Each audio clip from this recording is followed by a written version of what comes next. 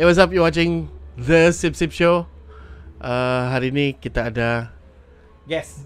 DJ Nis. Hi, what's up guys? I'm not Keklik. Okay. Saya Nis. Saya bagi tahu awal-awal. Ini show mungkin akan di take over. Jadi kamu tunggu je lah. Tidaklah. saya Habis ini makanan dia ni. Tidaklah. Sebenarnya. Saya sebagai guest saya akan behave lah. No worry. Okay ba. Okay, yang penting kita I let you be yourself. Okay. Gitu. This is myself actually. Okay. Susah lah. Dah boleh lah. Ral begini Ral. Memang begini lah kan? Gila ni. Okay. Minum. Okay. Oh, kita minum dulu lah. Sip sip. Kau mau straw? Tidak. Okay. Dalam. Saya tidak minum yang bunga. Bising. Oh, bida. Gitu? Alright. Tapi saya tidak minum bunga. Betul ba? Yang binatang. Tidak apa. Haram. Dia boleh. Oh, yang harimau. Boleh. Lari tim. Tiap boleh. Panjang tu cerita. Kita kan bukan orang saya mau Sabah. tambirang lah, gitu. Kita bukan tambirang. Saya mau buka ni. Okay. Alright. Apa new look kau ni? Okay, my new look is terbejambang. Kenapa beli terbejambang? Kira duit mau beli bisa cukup. Oh man. Saya beli paham. Saya uban mau keluar semua. Nah, itu actually uban ni kita jangan pandang rendah Ral. Dia sebagai new look attire kau. Sebab dia adalah dai percuma. Ini kalau zaman nenek saya kan ini menyusahkan tau. So kau biar cucuk pergi tarik 10 sen satu. Kami zaman 1 sen. 1 sen. Dia cari batu besi berani itu. Besi berani baru melekat. Yang melekat tu lah kita jual mahal sekarang. Kejap apa ni? Bukan uban. Bukan. Itu cerita lain ni. Itu cerita lain kan, cerita lain. Okey lah. Ni bukan new me jugalah. Saya pernah berjambang, tapi ini saya rasa mungkin this is the right time kali, begini kali. Saya nampak lagi kan? Because of age. Tidaklah. Tidak, kau tidak nampak tua. Ya, sebab ini terjadi kesan akibat daripada mamak saya sebenarnya. Semasa dia mengandungkan saya, dia suka tengok Hindustan. Okay. That's why kenapa muncul. Apa bangsa kau? Okay, bangsa saya adalah daripada suku kaum Suluk. Bapak saya Suluk. Really? Really. Oh. Tapi si putih kan? Banyak suluk putih. But I mean I didn't see this lah. Tapi mamak saya Brunei. Oh. Okay. Then saya punya atok ialah Suluk lah. Nenek saya, arwah nenek saya ialah Sungai. Okay. Alright. Lepas tu ada atas lagi. Actually, mayang. Actually saya punya nenek dusun juga. Macam tu. Okay. Salah Saya ingat ada betul-betul ada Hindustan. Tambunan. Alright. Kewayan. Oh. Tapi bukan penyanyi lah, penyampai radio saja lah. Boleh lah. Penyang. Boleh lah. Cuba kau cerita macam from the beginning macam mana kau sampai di radio? Okay, when I was young, saya berminat dalam bidang pengacaraan ni. Bila mana saya dipaksa semasa zaman sekolah menengah dulu, dan saya seorang pengawas yang baik masa tu, melaporkan segala kejadian yang berlaku. Kau lah yang paling kena benci ni kan? Sebenarnya saya lah yang mengakibatkan semua. Okey, Cikgu Teda. Mari kita beramai-ramai. Saya lah kontrol. Saya lah dengan kepala. Gitu, pengawas kan. Sekolah mana ni? Sekolah agama. Sekolah menengah Kebangsaan Agama Ranau. Hai Ustaz. Oh man. Saya dulu cita-cita menjadi ustaz. Tapi ustaz yang milenium. So, Meaning? Cool lah. Sebab ada satu ustaz saya ni, dia walaupun seorang ustaz dan dia mengajar dalam bahasa Arab, tapi dia punya gaya tu kan bukan seorang ustaz bah, dengan moto virago dia, dengan moto ninja dia. So macam saya terinspire lah daripada dia, begitulah. Lain cerita. Macam mana jadi pengacara kan? Tiba-tiba ngam juga tu. Okey juga. Okey, jadi masa zaman jadi pengawas tu saya dipaksa untuk jadi pengacara majlis lah. Okey. Dan masa tu saya melakukan kesalahan pertama saya. Macam saya diberi buat skrip lah macam biasa lah kan. Budak pandai buat skrip. mention juga pandai. Dan saya buat skrip, dan skrip tu betul dan cantik. Saya memang rujuk dengan cikgu, tapi masa di atas pentas tu saya gugup. Dan akibat daripada kegugupan itu, saya ditertawakan satu sekolah lah macam tu. Pengawas handsome, ramai kakak angkat ditertawakan. Kakak angkat. Sekolah seram. Wow, okay. Hai kakak-kakak angkat yang tengah tengok sekarang. Ramai actually yang ramai lah. Actually memang ramai, serius. Bini pun tengah tengok. Terima kasih Bini. Bini saya support tu. Lepas tu, dan bila di sana muncul, dan bila saya ditertawakan, saya macam okay, satu masa nanti kamu tengoklah, nanti saya akan jadi macam di stage akan jadi saya punya lah masa tu lah sebenarnya. Jadi apa yang terjadi, saya tidak dan mengakibatkan saya mengungguli acara pentas masa tu, dan tidak melupakan pelajaran, tapi macam agak ketinggalan sikit. Macam mana macam tu acara pentas ni memang makan lah macam nasyid. Pidato pernah kah? Saya tengok tu macam ada pidato kot. Acara-acara pentas masa sekolah lah dulu, dan di sana timbul minat dalam bidang pengacaraan tu lah. Kau yang selalu hilang dari kelas ni? Terima kasih. Saya pengawas tadi kan yang membawa kawan-kawan yang tukang kasih lapor cikgu. Oi, cikgu tidak sini. Jom. So habis SPM apa opin? Okey, habis SPM saya tidak berjaya melanjutkan pelajaran di tempat yang saya mau. Iaitu saya masa tu mau jadi engineer, doktor, guru, sebab masa SK dulu saya tulis itu dalam yang senarai itu kan. Macam salah kan kita tulis itu kan. Jadi saya lanjutkan pelajaran di sini, Institut Bandaraya Utama. Dah pernah lama saya nak sebut tempat tu. Institut Bandaraya Utama tu, dia dulu masa tu mengajar bidang kemahiran, MLVK lah. So dia bahagian kesetiausahaan. So maknanya kita kena campin komputer dan type masa tu. Masa tu pakai disket lagi untuk save file. Wow. Okay. Dan kau kena burn CD kau punya file dan bagi dengan bos lah. Macam kalau buat surat menyurat ni memang saya punya makanan lah. Dan sampai sekarang memang saya campin lah. Mungkin itu pengalaman lah. And then saya sambung bidang saya tidak tahu macam mana. Mungkin Allah sudah kasih pertemukan saya dengan rezeki yang seterusnya. Dan benda tu memang saya minat juga dalam bidang counselling. Wow. Dan saya diterbangkan ke Melaka masa tu. Masa tu saya belajar dan meneruskan jurus-jurus ilmu dalam bidang counselling di College Islam Melaka lah masa tu. For 3 years. Okay. So kita baru cakap pasal counselling tadi kan. Oh, Ates here. Sorry. Yeah. Ada si Ates ini. Hai Ate. Dia terpinggir sana. Ya, sorry. Dah nampak. So counselling, dan memang saya minat. Actually masa counselling tu ada minat juga masa zaman sekolah menengah, sebab saya selalu di-counselingkan pengawas yang mengajak tu kan. Jadi masa tingkatan 4 jawatan saya dilucutkan. Itulah Tingkatan 4. Sudahlah Okay. sekali jalan bahasa pun nanti. So 45 jawatan tingkatan 45 saya memang tidak pengawas, sudahlah. Right. Sebabkan melakukan onar di sekolah. Dan akibatnya, dan itulah ke counselling sekolah itulah, dan saya memang rapat dan timbul minat di sana, dan mungkin itu juga punca saya menyambung pelajaran masa diploma itulah, diploma counselling, dan saya selesai di sana. Saya sambung kerja sebagai assistant manager di saya tak pernah cerita ni pada orang lain tau. Pernah pun mungkin orang-orang tertentu, tapi ini khas untuk the Sip Show je, okay? Yay! Yes. And then, sebab orang dah mau tanya. Okay. And then sebagai assistant manager di Puncak Borneo, sekarang ni dia dikenali sebagai Mount Valley. Yang sana, di Bundu Tuhan tu. Saya pernah kerja di sana, assistant manager. And then selama setahun lebih juga. Lepas tu tiba-tiba bukanya pintu masuk untuk ke universiti, dan syukur masa tu saya dapat sambung dalam bidang psikologi counselling Universiti Malaysia Sabah. That's why. So itulah, dan saya adalah alumni UMS lah dalam bidang psikologi counselling. Apa hal boleh sampai tidak kaitan. Okay, dari sana dia melompat. Kau ni orang lompat-lompat ni. Bukan parti lah, tapi parti sampai pagi.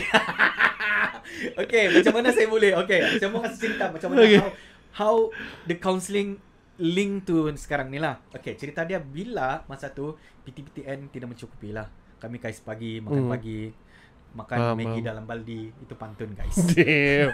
Oh, bukan besin lah.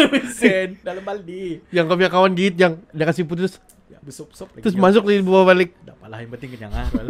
Saya ingat tuh kawan-kawan Oh, saya sekarang man. tuh. Sekarang kawan-kawan saya tuh sudah jadi pegawai tau, pakai pegawai semua lah.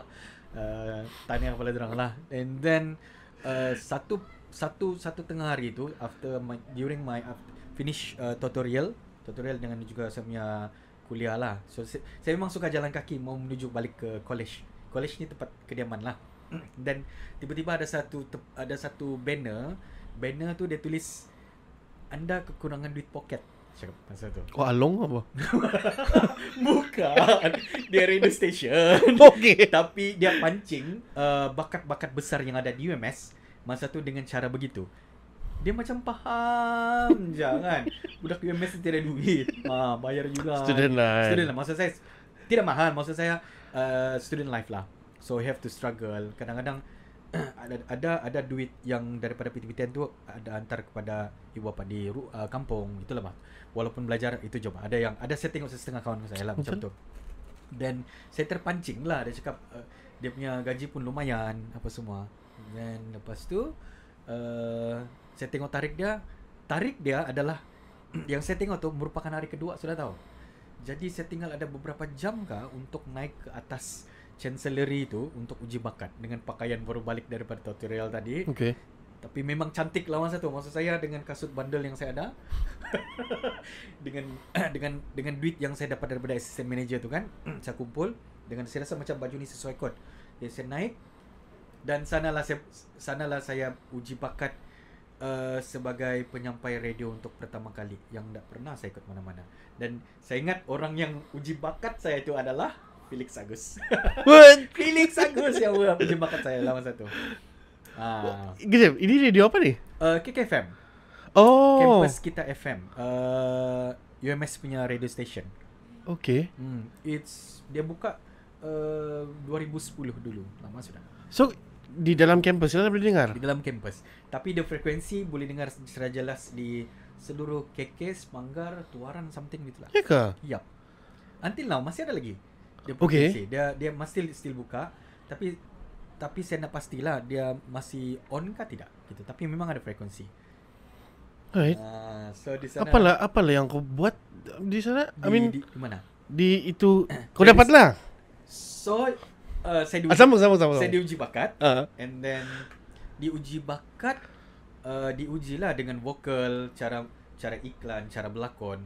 Dan masa tu saya nyanyi lagu Aizat Hanya Kau Yang Mampu. Kau suruh nyanyi lagi? Ya, dia suruh nyanyi. Mungkin dia mendengar vokal kot. Jadi disebabkan lagu Aizat tu saya punya bos masa tu Adi Maldin. Kredit tu Adi Maldin. Dan Adi Maldin merupakan dia penyampai radio juga. Masa tu Sabah FM, KL FM dan juga Music FM. Dia mantan lah. And then dia cakap, kau ni bagus lah, dia cakap. Boleh jadi penyampai ni dia. Nanti kita tengoklah, dia cakap macam tu.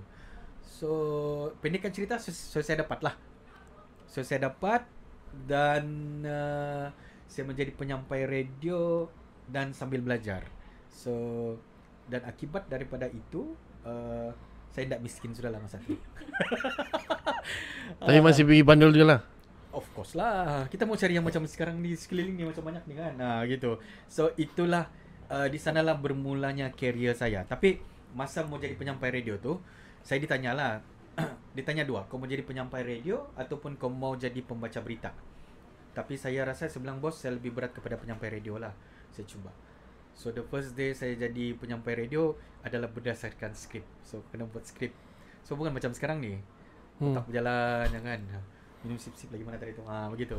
So masa tu kau kena buat skrip yang kau kena ikut skrip sepenuhnya. Kena proper lah. Kena proper lah sebab dia radio UMS. Ini cincai betul ni. Dia boleh ini kita melanggar.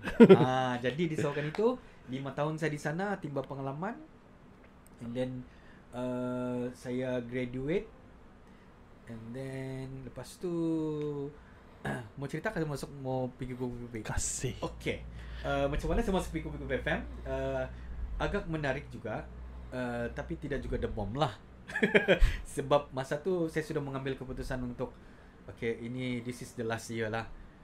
Sebab kan saya sudah degree apa masa tu. Ada degree dan practical masa tu di penjara Kota Kinabalu ni.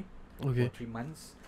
Then saya cakap mungkin Doing counselling lah. ada untuk bahagian counselling lah. Okay. PNGK sudah keluar apa semua, and then interview untuk pegawai penjara masa tu lah. And lepas tu saya bilang okay, mungkin this is the right time untuk saya stop jadi penyampai lah masa tu.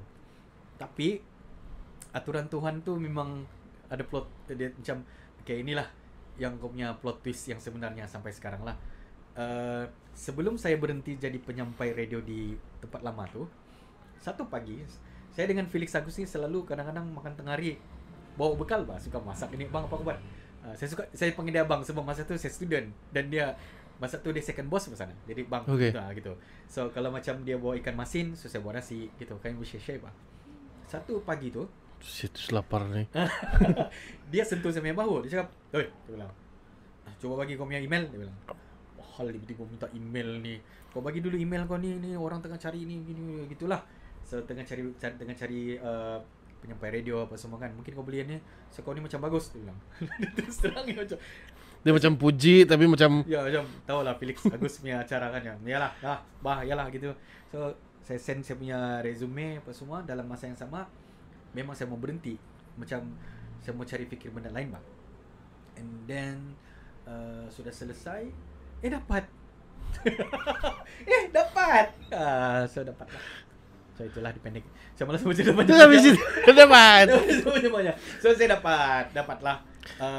So first appearance di Kupi-Kupi FM is 2016. Sampai sekarang almost 8 tahun. So now am I daripada kurus sampai beginilah.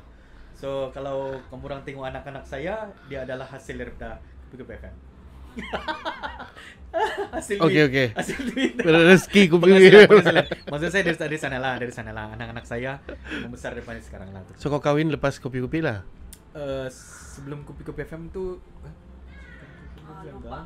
saya lupa lah yang bila kita kahwin. Yang nombor 1 ni bah. Oh nombor satu saya kahwin di tempat lama dulu. Yang mana satu ni Die. Okay. Lain betul. Yang bini saya sekarang ni saya bertunang dengan dia untuk di Universiti Malaysia Sabah masa saya praktikal dan tahun akhir semester kelima. Dia tidak masalah dengan kau men-DJ begitu. Sebab dia pun hampir kerja benda yang sama juga. Oh. Lah. Okay. Mau sebut kah? Saya takut nih. Atur saja. Okay, sebenarnya saya punya wife tu masa saya dengan dia sudah chambering. Maksud kita chambering ni is Lawyer lah. Hmm. So now dia trade mention tu Jureda Jumatin, saya punya wife ialah seorang peguam syar'i sebenarnya. So peguam syar'i takut juga ni sebab di rumah macam mahkamah apalagi di luar. Mana-mana mahkamah. Ini bahan-bahan bukti semua ni. Bukti, akta keluar. Kanun-kanun. Belum cuci piring? Ada bah? Setiap inci semua. Sabun belum yang. Begitu. So masa tu saya tunang dengan dia. After 1 year saya kahwin. And then lahir anak kedua ke anak pertama, saya dapat kerja Kupi-Kupi macam tu lah. Saya lepas sudah. And then itulah. Betul-betul rezeki anak lah paling kan. Rezeki anak. Memang rezeki anak. So setiap kali ada duit lebih, memang semua pergi anak lah. Mana lah ada masa. Anak punya kan. Anak punya. Apa yang saya punya? Saya habis makanan anak ya. Saya mau balik pergi zaman kau di penjara, boleh kah? Boleh. Saya tidak masuk tahu. Saya praktikal. Kita take a break sekejap. Sekejap ah. Okay. Saya mau tengok footage dulu. Si Nes punya kasih tinggi sikit. Dia punya. Ni. Oh, kau punya gain knob itu. Oh, gain. Yeah. That one? Okay. Huh? Oh, okay. Sorry Arel. Okay, bang. Macam saya lebih banyak asap ni. Tidak lah. Saya mau tengok dia in focus. Okay, bang. Di sebelah. Ini lens dia pakai lari-lari bah. Okay. Rolling. Hmm. Saya mau balik pergi zaman kau di Penjara. penjara. Okay. Penjara. Di penjara kau berapa lama? 3 bulan je. Practical. In that 3 months, Okay. apa experience kau yang Wow. so penjara kan lain ni geng? Okay. Actually tidak orang pernah tanya. Semua tahu. Kenapa ada sip show ni? Baguslah. Jemput saya lagi lah. Sebab kenapa? Mesti. Sebab kenapa? Saya pernah cerita tahu dengan orang, tapi macam dia tidak berminat sangat. Tapi ini Sebab ini jenis manusia yang kau tidak nampak di GK bah. ya memang. Dan Cita. oh boleh. Okay. Macam mana kami terfikir masa during yang mulas UMS dan kami memang disuruh untuk mencari tempat praktikal. Okay. Untuk selesaikan kami punya hour 296 jam untuk counselling individu dan juga counselling kelompok. Campur lah. Oh. Means satu klien satu orang lah untuk 1 jam. So kau kena habiskan dalam 200 lebih lah masa tu. Okay. Okay, itu untuk yang pemahaman yang pertama lah untuk sebagai counselling ni. Opening dia lah. Then masa tu kami fikir mana mau cari macam mana mau selesaikan 200 lebih jam ni dalam tempoh yang singkat 3 bulan. Jadi saya dengan geng-geng saya punya yang miskin-miskin tadi tu, ada kasih cerita tadi tu yang memang tidak cukup duit saya betul-betul dengan masa tu. Yang makan dal baldi tu, yang pegawai-pegawai sekarang tu, dan ada salah seorang dan 2 orang, bukan salah seorang, 2 orang daripada yang makan dalam tu dan jadi pegawai penjara sekarang. Nice. Dan satu di KK, satu di Sarawak. Tanya kepada kamu orang lah. Okay, dan practical fikir tanyalah sebab kami punya pensyarah tu dia memang basically penjara. Cakap dia cadang bagus kamu penjara lah. Dia bilang saya banyak link dan senang mau atur sana. Cakap penjara, hui ini cabaran nih gitu kan. Tak pernah pun dalam fikiran kami penjara ini tempat-tempat orang-orang yang macam memiliki dadah, lepas tu kes 15, kes 17. Apa semua ini lah. 15 17 ni apa? Dia lebih kepada makanan syabu-syabu tu. Okay. Itulah memiliki Kalau macam bunuh rogol apa semua kami jumpa di sana. Tapi masa praktikal di penjara KK ni, dia bagi terhad kepada kami kes-kes yang cuma berkaitan dadah masa tu. Okay. Dia tidak bagi BA ialah bantuan akhir. Dia memang tidak bagi. Dia memang tidak akan bagi. Itu memang kena profesional lah. Ya, kena profesional ataupun dia memang tidak akan bagi. Even the professional one, kalau ada pun dia memang ada guide. Ada guide dia. So lepas tu dia memang bagi yang baru lepas kes bunuh macam tu. Alright. And then banyaklah yang ada di sana. Okay, kalau saya cerita pengalaman lah. Kalau pengalaman saya 3 bulan sana, yang saya boleh kasih takrif dorang ni ialah sebagai dia sama macam kita manusia. Tapi yang membezakan mereka dengan kita ialah kesalahan mereka nampak dan kesalahan mereka dihukum. Okay. Kesalahan kita sama tapi kita tidak dihukum begitu. Tuhan yang judge. Macam itulah yang saya boleh kasih gambarkan dia. Itu saya takut. So, janganlah masuk penjara gitulah. Gitulah maksud dia. Tapi kan sebenarnya stereotip ataupun pandangan masyarakat terhadap orang-orang yang masuk penjara ni kan, sebenarnya kan kita harus tepis jauh-jauh tahu. Sebab kalau dulu dia dipanggil banduan, tapi masa saya di sana kami dilatih untuk panggil pelatih.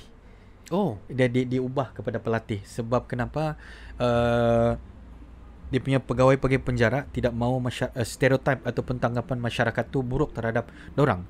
So kita ni sama je rata. Bezanya kita ialah dorang dihukum mengikut akta dan section tertentu lah. Itu je yang membezakan dan dorang masuk di penjara.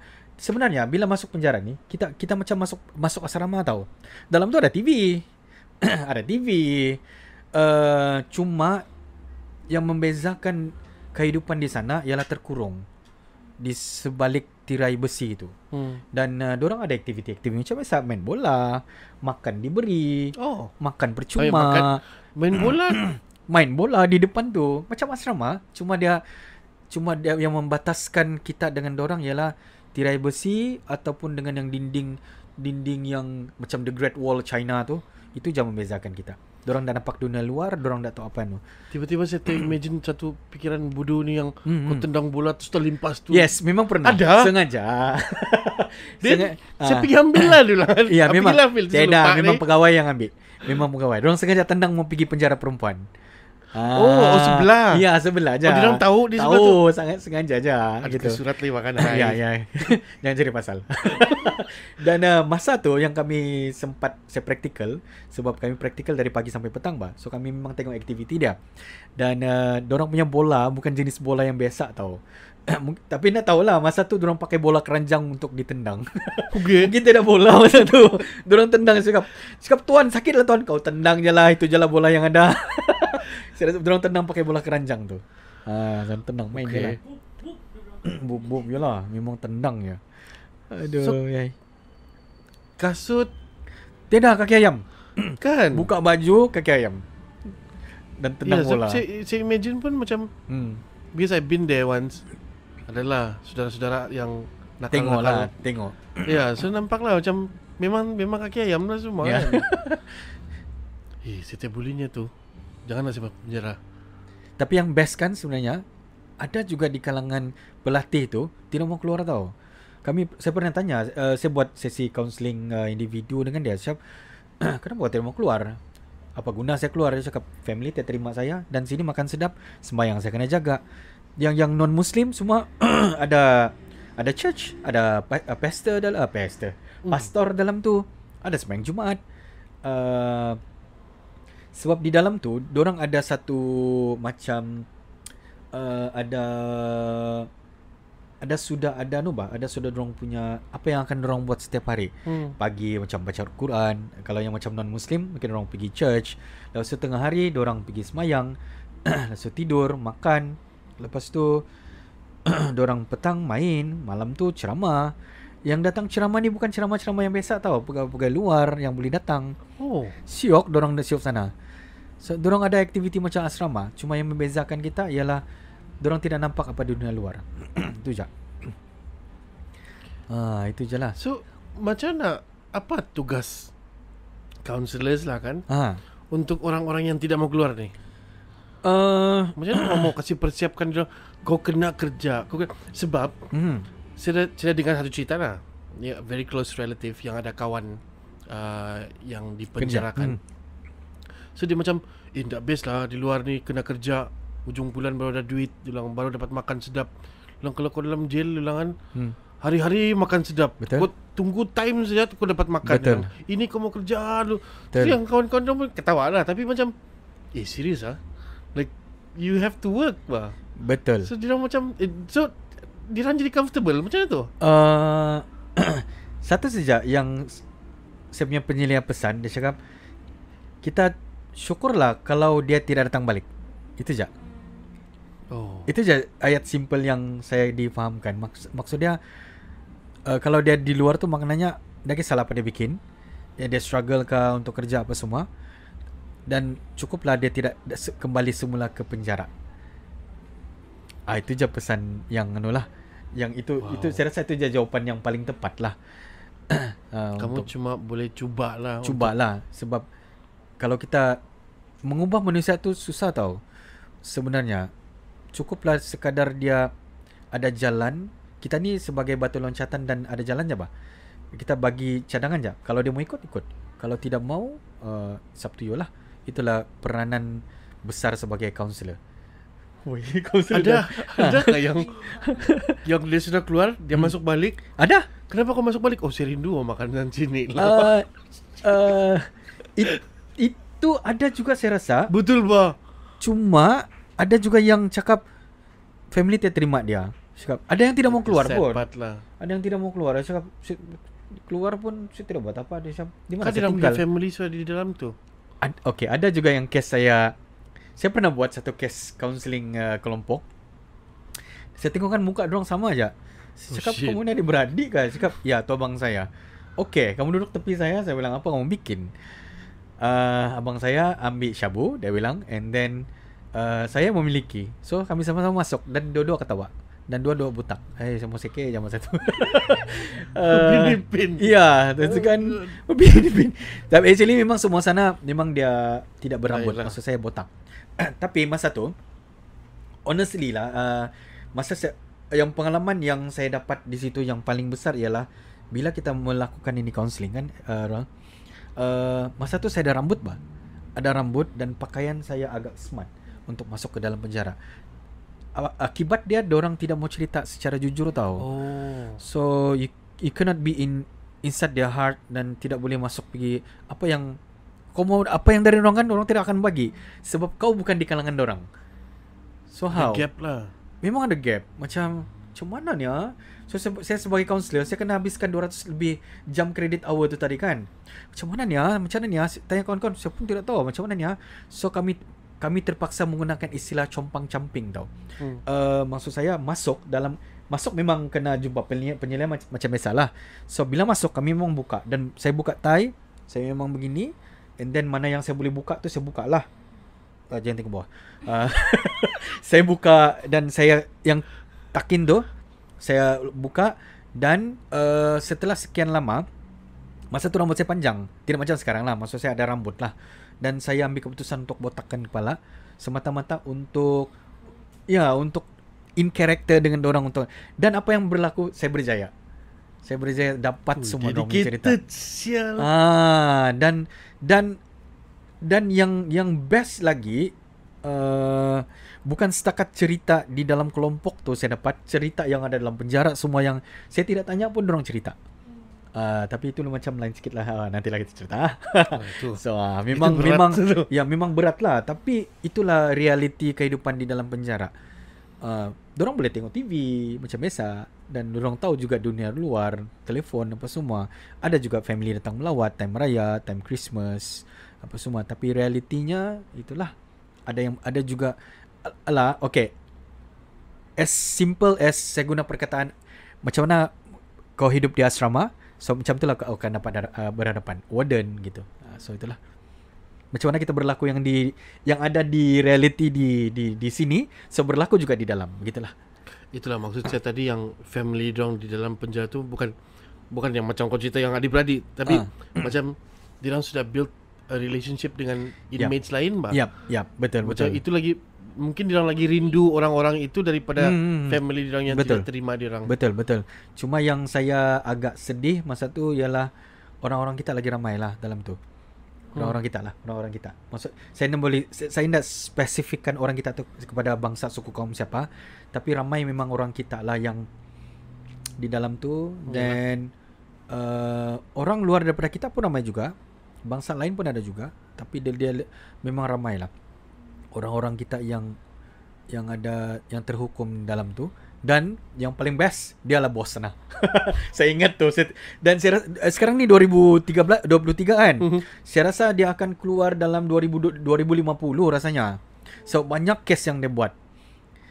Mau cerita? Tolong. Kita kembali selepas ni. Saya pula yang kembali selepas ni. Kita kembali selepas ni. Okay, cerita pasal dia lah sikit lah. Belum record kan? Okay, start. Okay, kita kembali bersama dengan The Sip Ship Show. Yay. Dia tengok pasal. Sorry, take over. Soalan untuk diri saya tadi, pasal siapa tadi tu? Boleh kah? Boleh kan? Boleh. Sila. Saya soal diri saya tadi, siapakah yang individu yang saya ceritakan tadi tu? Individu tu adalah kalangan kaum kita jugalah, orang-orang kita jugalah. Dan kenapa saya cakap dia akan keluar dalam 2050? Sebanyak case dia lakukan lah. Antaranya ialah yang paling saya rasa dia memang terpengaruh ni dengan, tahukah game GTA tu? Okay. Dia adaptasikan dalam realiti kehidupan dia sebenarnya. Memang macam tidak masuk akal, tapi itulah yang dia pernah lakukan. Dia cakap, kenapa kau punya? Saya pernah tanya dia, sebabkan dia punya baju, bila seorang pelatih masuk sana, so kita boleh nampak dia adalah senior ataupun dia akan lama bah. So dia ada line merah. So begini. So dia ada baju-baju khas yang melambangkan berapa lama dia akan berada di dalam penjara itulah. Baju putih, baju merah, ungu, biru macam itulah. So dia ni level macam Akatsuki lah, orang cakap macam tu. Dia memang the big boss ever lah. Dan warden pun memang bagi arahan dengan dia, kamu dia dengar cakap. Begitu. Dia memang kepala ada di sana lah. Yes, begitulah AKA ketua blok lah. Ketua lah orang bilang kepada semua pelatih-pelatih ni. Baju dia biru, and then dia ada taris macam 3 line macam tu lah. So macam dia pegawai lah di kalangan. Dan kes yang ada pangkat. Ya, ada pangkat. Dan kes yang saya rasa lucu tapi reality memang hebat dia bikin. Memiliki tu macam biasalah. Syabu 15 17 dan juga isap benda tu lah. Dan dia satu hari tu dia macam dia melakukan rompakan. Macam itulah. Saya ingat dia melakukan rompakan dan dia melarikan kereta polis itulah. Dan dia GTA betul. Betul dia buat. Saya cakap, ini GTA. Ya bang, saya buat. Dia bilang, dia mengaku, dia suka. Saya cakap, mahal kau ni. Dia memang itulah realiti dia. Dia melarikan kereta polis. Dia stone ke apa? Mungkin akibat itulah rasanya. Mungkin akibat benda tu lah. Sejak ni. Lah. Dan dia suka bikin benda tu. 10 poin. Merit. Gitulah kan. Habis langgar P. Langgar kereta. So dia melarikan kereta tu lah. Dan seingat saya dia bukan buat sekali, 2 kali rasanya. Dia masuk kereta polis satu, dia buat lagi satu. Macam tu lah. Dia jalan, dia pusing-pusing keke. Lama sudah kes tu. Macam yalah 2050 kan. Sekarang lama lagi. Sebab kes dia, contohlah kalau 27 tahun lagi. Lama lagi. Actually memang begitu. Contohlah kalau macam seorang pelatih itu dia lakukan kesalahan. Contohlah dia bikin 4, 5, 6 kes lah. 4 kes lah. Satu kes tu 7 tahun. Baru jalan 7 tahun. Kes satu lain lagi jalan 5 tahun. So berapa? Sudah 13. So dia bawa kereta polis tadi mungkin kesalahan 10 tahun. Berapa sudah? 27 tahun. Lepas tu mungkin dia melakukan kemalangan ke apa akibat semua 10 tahun. So itulah dia berjalan. Dia berjalan sikit. Tambah punya dia berjalan. Macam itulah. So itu reality dia. Package. Memang dia package. Banyak case. Actually terlalu banyak case yang ada juga case yang suka sama suka. Tapi parents dia ni laporkan yang lelaki ni mengganggu gugat dia punya anak ni lah. So akibatnya mengganggu gugat. Mengganggu lah. Saya guna perkataan itu. Itu je paling sedap saya rasa. Mengganggu gugat. Cantik. Dan akibatnya lelaki tu dipenjarakan 10 tahun kan macam tu. Macam tu lah. Ada banyak kes begini kan? Sangat banyak. Ada juga yang dia bagi ceramah dalam tu. Seorang penceramah. Lepas tu seminggu lepas tu dia masuk. The fuck? Dia adalah sebab lah. Ada sebab lah. Iyalah, ada tapi sebab lah. Ada. Banyak. Apa kau buat sini? Macam, bukan kau bagi ceramah kan itu kan. Memang ada. Actually banyak kes menarik dan apa lagi ada juga di kalangan yang menjaga tu. Dia menjaga dan akhirnya dia pun masuk gitulah. Ada juga ada kes lah tapi terpencil. Alright. Tidak dicerita kepada kami sepenuhnya lah sebab yalah itu orang cakap itu merupakan di dalam punya cerita kan. Sebab penjara ni dia memang begitulah dia punya cerita. Berdasarkan balik apa yang saya cakap, kita manusia sama aja. Yang membezakan kita ialah yang sama kita ni manusia salah tapi kesalahan orang adalah dihukum. Macam mana dihukum dan dibalas di penjara lah macam tu. Macam tu. Wow. Itu belum lagi saya cerita banduan akhir tu. Lain lagi. Banduan akhir lagi lain lah. Banduan akhir memang kau nak boleh dekat. Apa cerita yang kau dah? Okay, kalau banduan akhir ni dia memang tengah dia ada 2 aja. Sama ada tengah tunggu tarikh ataupun tarikh dia belum dijatuhkan. So bila tarikh dia yang paling kick ialah bila kau punya tarikh belum dijatuhkan. So you don't know lah what is the time. Kau tengah menunggu mati anytime. Kalau kau bilang okay, hakim bilang besok. So tomorrow you have biasanya to begitu kan? Biasanya begitu. Yang saya dengar selalu orang bilang kalau kau punya date sudah ada itu kemudian akan bagi tahu kau petang tu. Yap. Okay, besok kau. Ya, tapi so macam kau gila terkejut. Yap, betul Ral. Tapi yang ada di Sabah ataupun kita ni dia masih menunggu dia punya tarikh. So belum dibicarakan. So begitulah. Dan banyak kes lah boleh mengakibatkan hukuman mati mandatory macam tu lah. So itulah banduan-banduan akhir tu. Itulah yang paling macam saya tak tahu bila saya mau begini ni. Saya tak tahu ada tarik ke belum? Belum ada tarik. So kau memang di dalam penjara tu lah. Memang kau sebagai banduan akhir. Dan diorang memang diasingkan berbanding dan sebab diorang lebih agresif. Orang yang boleh menyelamatkan kau ni macam orang macam TYT begitu bahkan? Ya kah? Okay, ini technical dia. Sebenarnya menarik je soalan saya. Saya memang pernah tanya jugalah dengan saya punya warden penyelia. So macam mana dorang ni dilepaskan melalui pengampunan. Ya, pengampunan TYT dan ada beberapa mungkin yang kalau salah betulkan saya. Please comment. Ya, komen ini lah. Ya, komen sangat lah. teknikal dan ya, sebab yang ini saya sudah lama tinggalkan di bahagian praktikal penjara. Saya tak tahu yang paling latest punya cara lah. Tapi di antara yang seingat saya masa tu adalah pengampunan daripada TYT lah. Okay. Dan masa tu yang ada dan bila timbul bila masa TYT akan beri pengampunan ialah masa tarik hari jadi dia. Itu hari jadi itulah. Ada jumlah kah berapa orang dia boleh kasih Okey, ampun? Itu tidak tentu dan tengok TYT masa tu. Saya pun tak pasti. Cuma masa saya praktikal kebetulan TYT hari jadi dan masa tu saya ingat saya ada seorang ke dua orang diampunkan dan dikurangkan ke masa tu. Tapi kami tidak dapat maklumat lanjut lah. So kami cuma di bahagian praktikal kan. Dan itu je lah yang saya dapat kongsi. So kalau lebih saya takut saya salah pula. Gitu. So itu je lah dia punya apa. So itulah. Punyalah ni orang berterima kasih sama TYT kalau dia punya kau patut mati tapi tidak.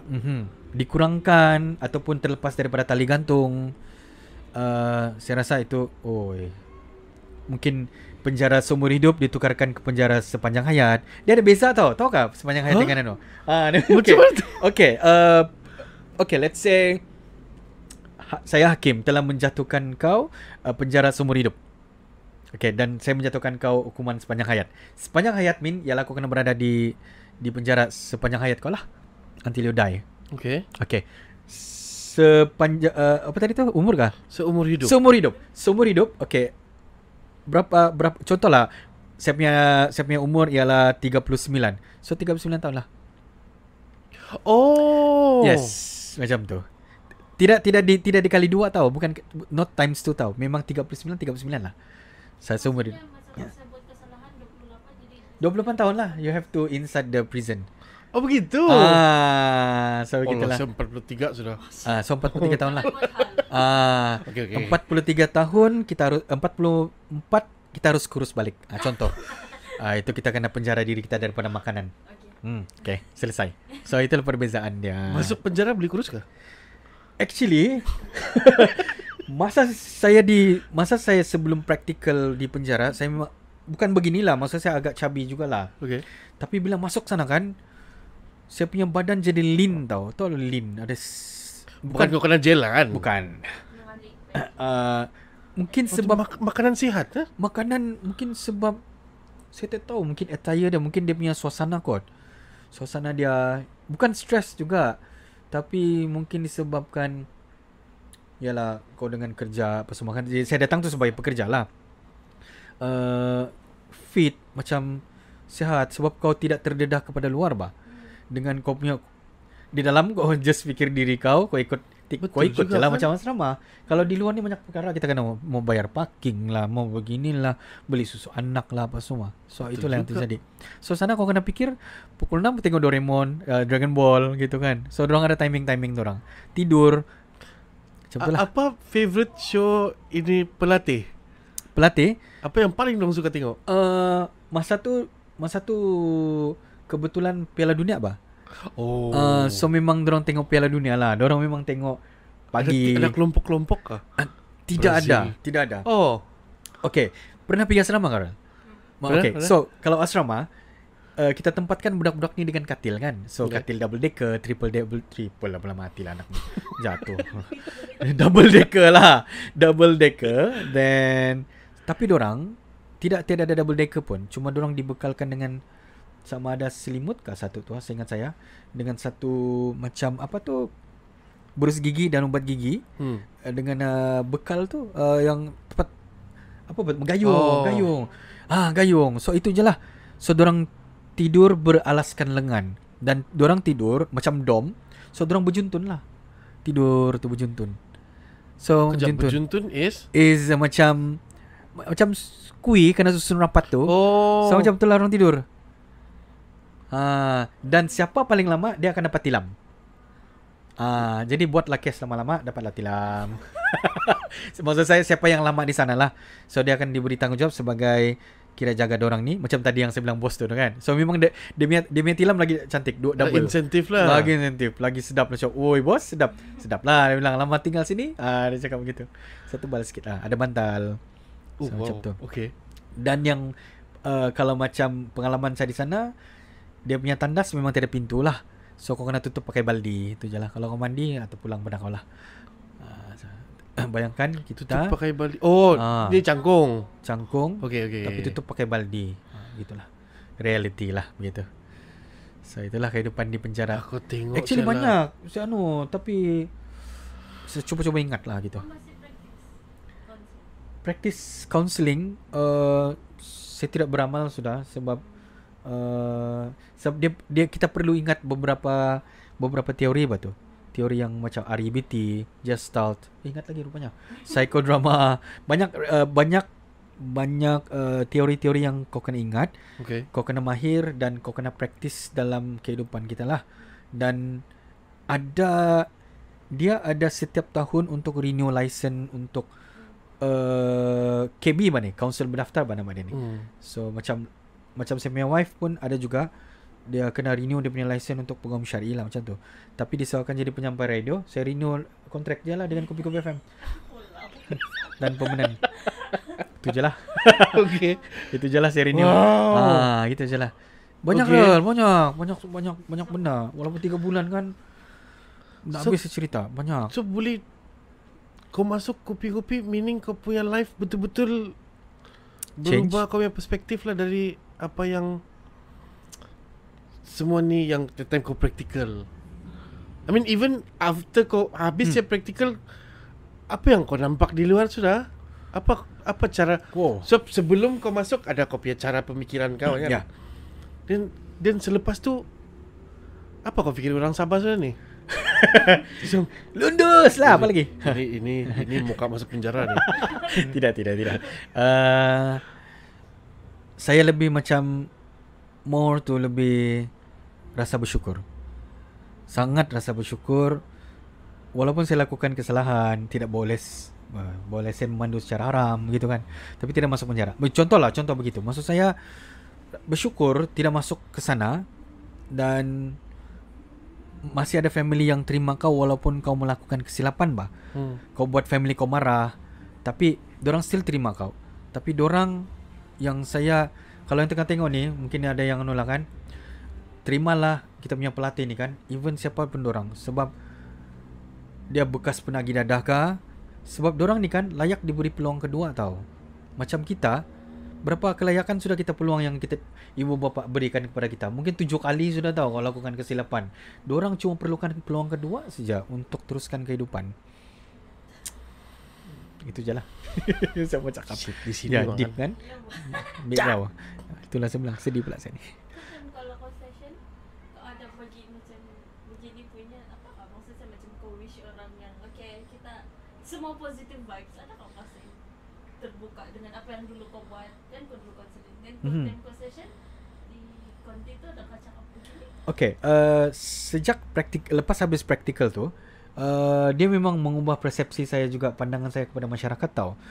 Dan bila saya sampai sekarang saya memang penyampai radio. Okay, bila kita plot twist kepada penyampai radio ni, dia di luar okay, kami ada masalah tau ni. Cukup lah begini. Tadi pagi begini kenyang lapar lah. Tapi bila masuk pergi dalam konti, kau jadi seorang individu lain tau. Kau twist. Masalah kau yang berada di luar tu memang kau lupa. Even apa yang berlaku. So itulah yang kamu dengar yang di sebab coba bayangkan kalau penyampai radio, guys, saya ada masalah apa ini. Sekarang kau apa hal penyampai radio kau? Biarlah masalah kau. Macam gitu. Radio 4 dulu ada tahu begitu. ATM dulu yang malam-malam yang kenapa di DJ dia macam dia marah saya. Ada masalah lah, ada masalah. So begitulah maksud saya. Jadi bila dia mengubah pandangan saya memang, dan seorang kaunselor ni dia kena sentiasa bersikap positif. Dan apa yang saya belajar tu, saya berjaya bawa dalam tempoh 8 tahun ni lah kepada dalam bidang penyampaian, dan yalah itulah. Okeylah. Saya sebagai saksi yang selalu dengar kau kalau pergi kerja, dia memang sangat positif. Kau punya positif kan, sampai yang saya rasa ada orang yang kau interview yang saya rasa macam bikin panas. Macam kenapa benda orang ni macam tempirang. Setiap macam siapa lah. I mean, kadang-kadang saya tak kenal pun, tapi kau boleh tahu dia punya tone begitu kan. Contoh Herald lah, contoh Herald. Dia datang hari tu kan. Bukan dia tidak mungkin panas. Okey. Tapi kau handle orang siapa-siapa saja sangat to a point yang saya rasa macam dia ni boleh berlakon ni. Counselor. Baru saya tahu kau ada itu background. Itu background because of background. I always feel like you need this actor punya persona ni yang kau boleh berlakon. Bukan pula. Bukan. Saya sangat silap po. So ada juga orang cakap, kau bukan bahagian komunikasi kah? Tidak. Kan? Ya supposed to be komunikasi. Actually dulu masa UMS, saya memang minat juga komunikasi tu. Meskom lah. Dan kami diberi tempoh 2 bulan kah untuk tukar. Alamak, kenapa bibir sana ni? Banyak macam. Kenapa diberi tempoh 2 bulan untuk tukar kepada kos yang kita mau? Tapi masa tu benar kah?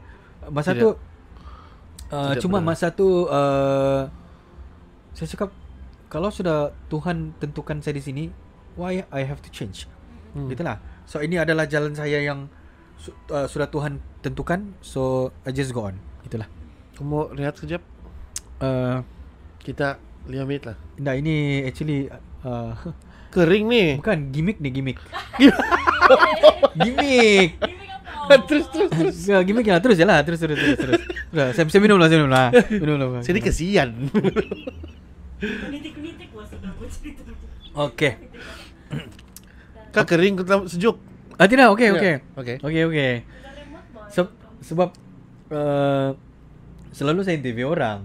Lepas tu orang tidak pernah interview saya. Jadi macam, saya rasa ni first time saya ikut podcast. Ini first time. Really? Ada dulu tu pun bukan bikin podcast, tapi Kopi-Kopi FM dan saya yang memodcastkan orang. Orang yang tidak podcast saya gitulah. Ini orang tanya. Saya tunggu tahu. Terima kasih pada Steve Show. Thank you so much. Kami sangat bertuah sebab dapat Nis. Ya, bertuahnya anda. Okay. Saya mau tanya kau. Okay, tanya. Kalau lah kau kena bagi peluang untuk berlakon. Do you think you would do that? Because saya rasa macam, I don't know, what do you think? Actually saya memang pernah berlakon. Betul, seriously. Di bawah arahan Mak Abbas. Tapi itu saya dengan Greg untuk tahun yang pertama, rasanya tahun kedua kami di Kopi-Kopi FM, kami diberi mandat sebagai orang yang dibelasah oleh Sumandak. Dibelasah. Apa ya filem dia? Fotografer. Nanti kita tengok. Nanti saya bagi link. Okay. Disebabkan itu bukan drama, selitan video 5 minit. CD fotografer laris di Kota Kinabalu. Wow. Klaim sikit lah. Saya dengan Greg kena suruh berlakon dalam Mak Abbas punya filem. And then kami just sebagai pelakon tambahan dia betul, macam masuk-masuk je apa? Cameo lah. Cameo lah, masuk-masuk. Masa tu kami dijadikan sebagai gangster yang menunggu dorang punya kehadiran pergi satu tempat tu lah. So masing-masing memegang tu pistol. So adalah gaya-gaya kami yang gangster lah. Oh, mana ada gangster lucu lah, yang macam ini kan nak balasan ni gitu kan. Lepas tu tiba-tiba tiba-tiba ada satu sumendak. Saya lupa lah nama sumendak tu. Ada, saya kawan juga di Facebook. Bukan, ada satu. Nanti saya kasih tengok lah. Ada satu. And then dia belasah. Dan kami minta dibelasah. Shock pula kena belasah masa tu. Sampai patah spek mata sigaret yang baru beli. Seriously, memang dia belasah betul-betul. Apa dia pukul betul-betul? Mana ada, duduk atas pukul lah. Baru shock. Dan kami dipukul lah masa tu. Dipukul dan kami lari macam tu lah. Scene 5 minit rasanya masa tu. Penampilan khas. Penampilan khas.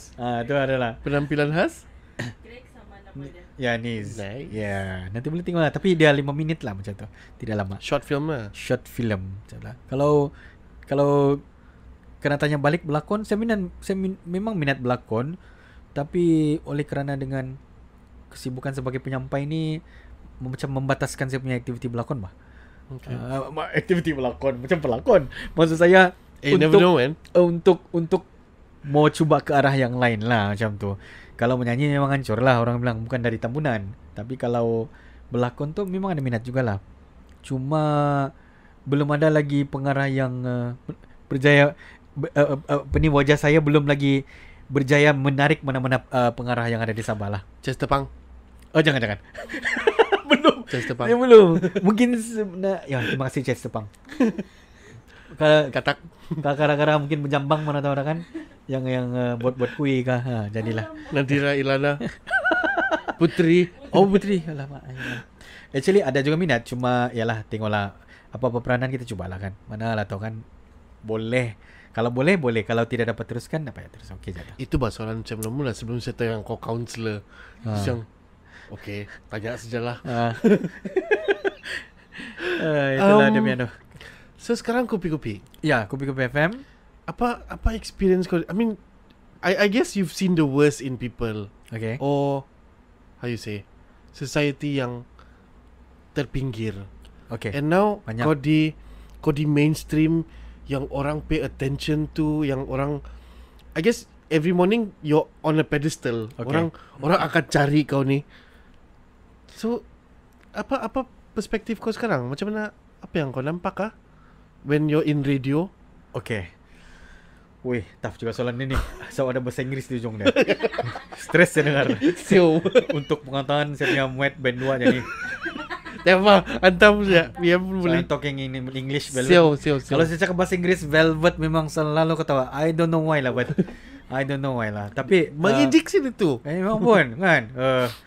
Saya punya perspektif memandang kepada komuniti kita sekarang ni. Right.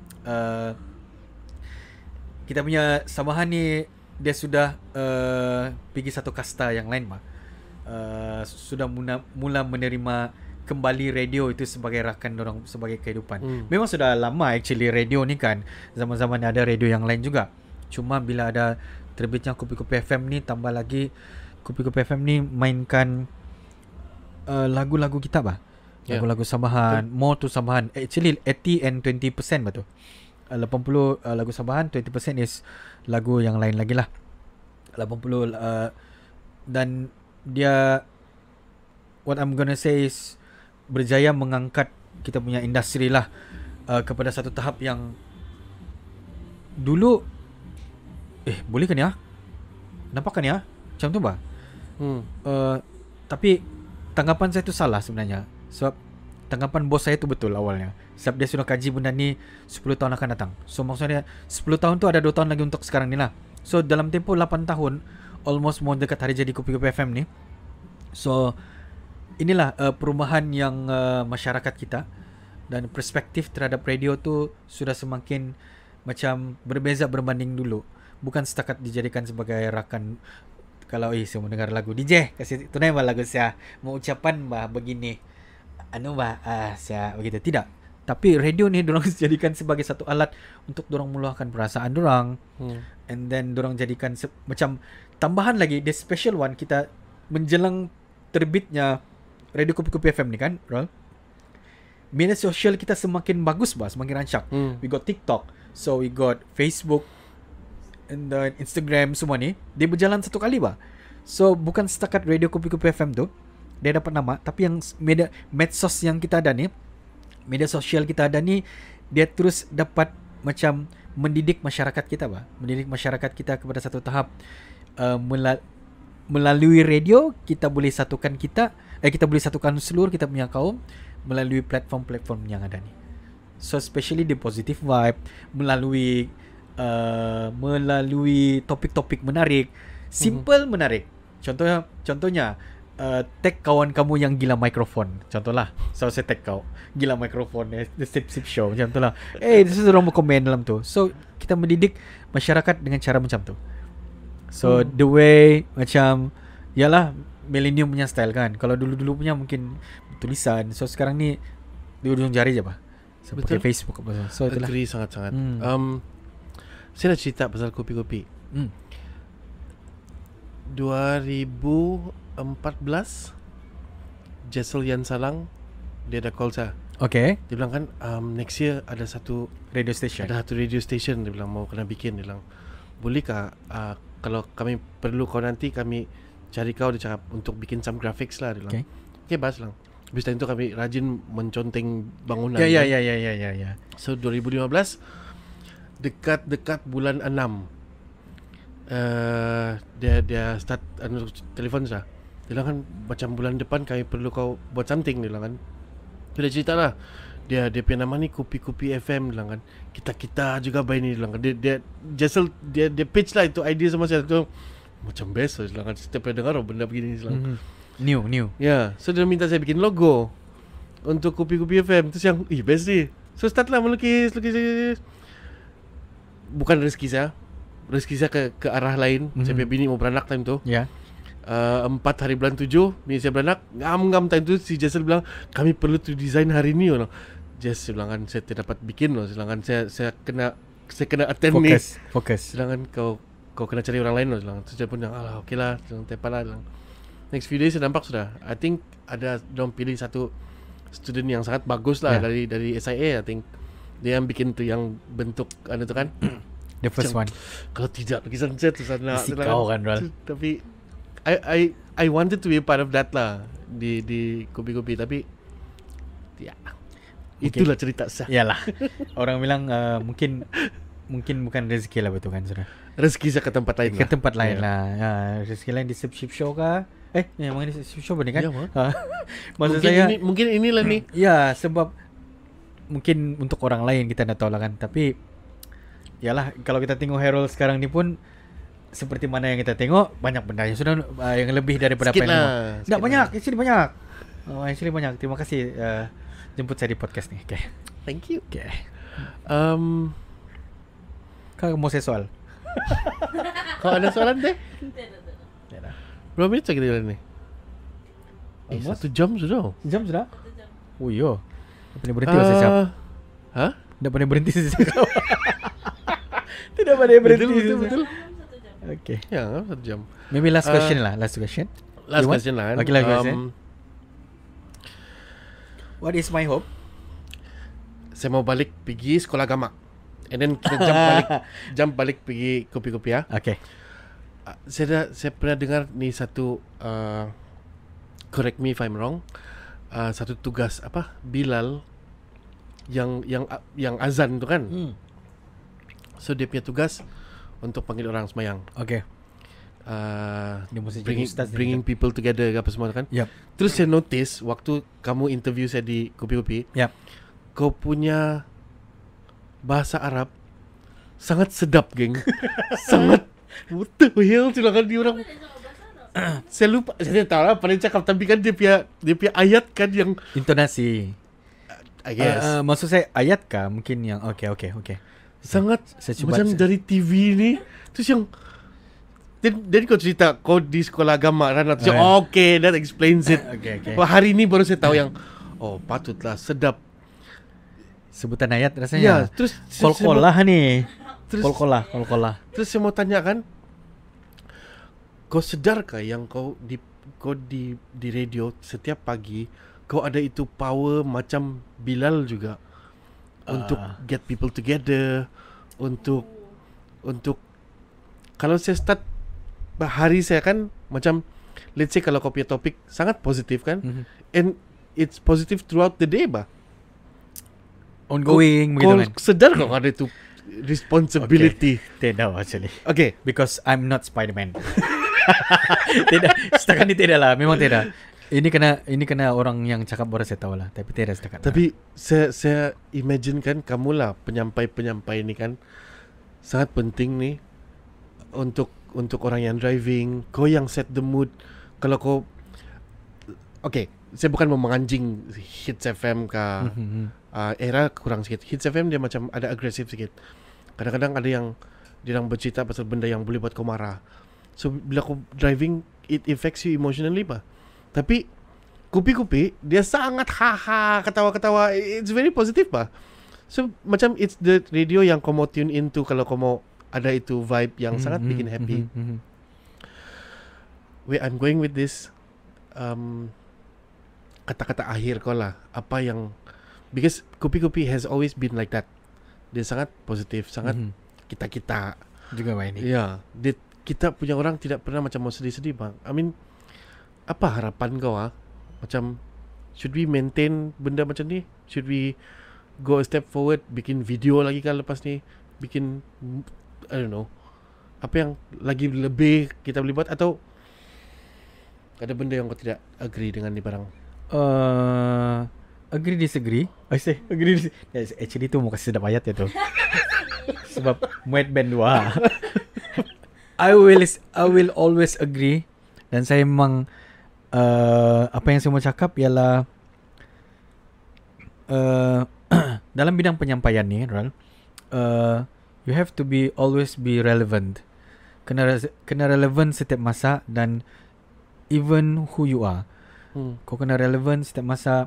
Dan bila kau di radio ni, kau kena how to say di radio ni dia kau tidak boleh macam even kau macam mengantar orang on air kan, you have to plot twist balik tau.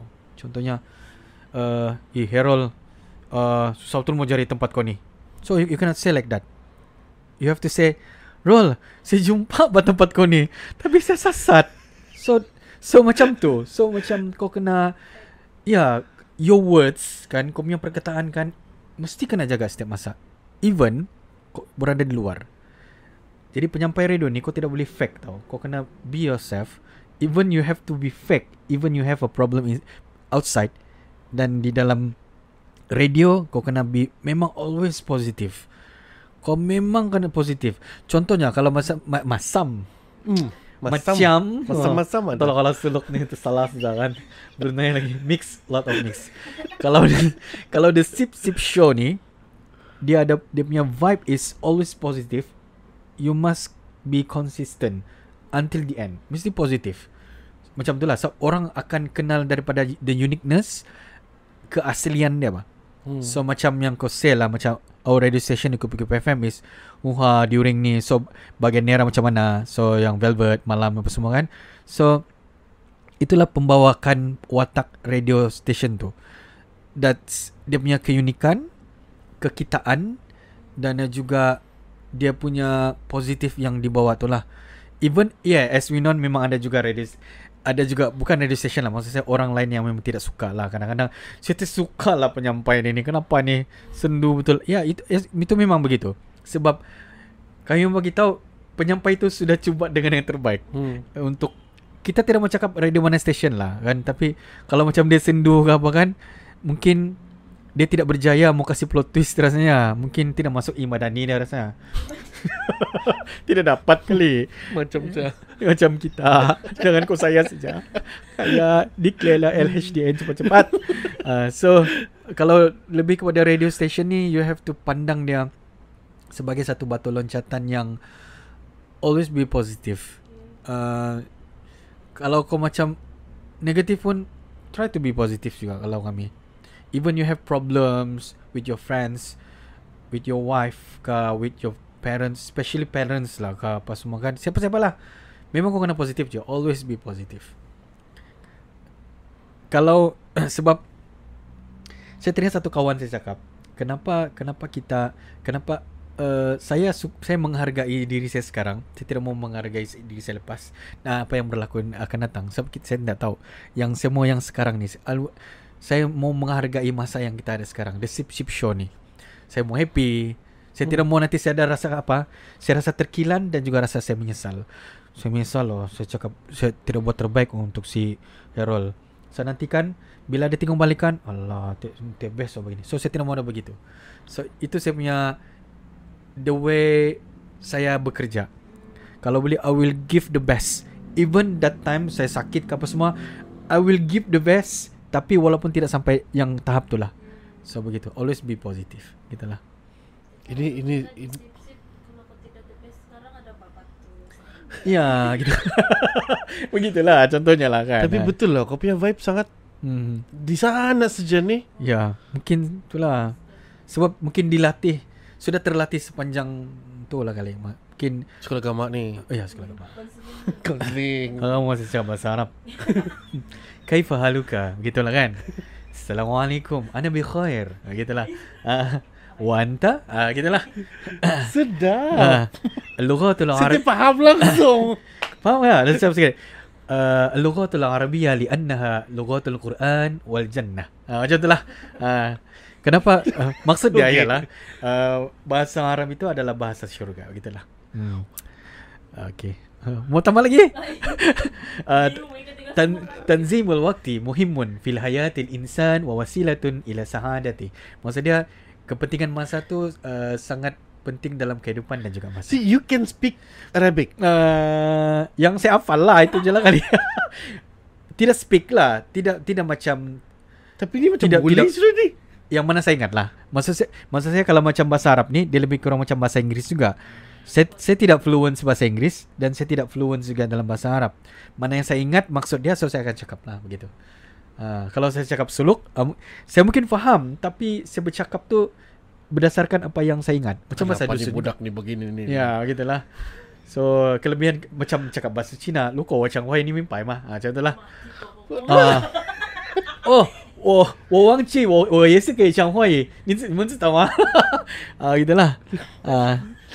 Maksud dia, saya boleh cakap Mandarin juga. Maksud dia, saya boleh cakap Mandarin. Oh, saya lupa. Saya lupa beritahu saya dulu saya di SK Chensin tu kan. Lama, saya lupa cerita kan. Oh my Dah malam God. mau habis sudah. Nanti lagi kita cerita episod 2 kan. Okay, okay lah. Nis, Ya. ada mau tambah? Siapa patuh? Itu je sama cakap. Siapa? Okay, saya soal lah berapa banyak bahasa yang saya bukan mahir lah tapi boleh cakap lah. Tanya diri sendiri. bahasa Malaysia lah macam biasalah kan. And then bahasa Inggeris tu tidak fluent lah. Bahasa Arab tu saya kena tengok teks jugalah, tapi depends juga. Kalau saya ingat, saya akan ingat lah. So bahasa bahasa ayahanda saya sendiri. Dan saya memang mahir dalam bahasa ibunda saya, iaitu bahasa Brunei. And then Mandarin tadilah. Kalau mau kurang-kurang harga dengan toke-toke, boleh lah. It works? Boleh? It works every time, dude. 老板这个多少？如果你 OK， 你 OK， 你8块，不要8块啦，2块可以吗？也是可以啊，2块，OK lah, kirim salam ni tertiti lah, macam tu lah, dapatlah RM2, so harga RM8 dapatlah kurang dari RM2, macam tu lah, contoh. So itu je lah. Terlambat sudah ni. Okay. Aduh. Okay, lah, Oh my habis God. lah kan? Habis sudah. Nis, Okay. terima kasih. Miagal. Sebab dusun boleh juga sikit. So kami dusun. cukup. Cukup. Kami sangat happy kau dapat meluangkan masa begini nih. Saya tahu kau perlu balik untuk Tidak, saya balik kerja ni. Tidaklah saya balik. Mengerjakan isteri. Okay. Yang dia suruh di rumah cuy, piring. Kejap yang saya balik lepas ni. Sabar. Hopefully ada patu. Pantun? Hopefully ada patu. Ya. Kenapa pantun boleh? Pantun. Saya dengar pantun. Ada patu dia bilang. Patu. InsyaAllah ada patu. Boleh bah, tidak hal. Kalau umur panjang.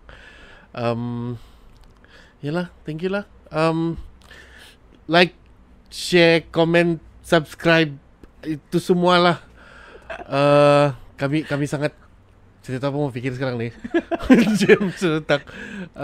This is a very positive episode. Ya. Yeah. Velvet kau ndak? Tidak apa-apa. Velvet lain. Saya dah nampak Velvet punya. Okay. Itu lain. Itu dia punya in mood character lah. I know Velvet. Betul. But you not know me well, but tidak apa-apa. Love you Mama Velvet. Oh, dia pangkat mama. Mami. Alright. Mami yang tua sudah. Mama tu muda. Kalau dia tua, saya apa lagi ni? Tadi. Bah, sudah. Okay lah, guys. Anything, drop a comment, share, semua tu lah. We'll see you next time. This is the Sip Show. Bye-bye. The Sip Show.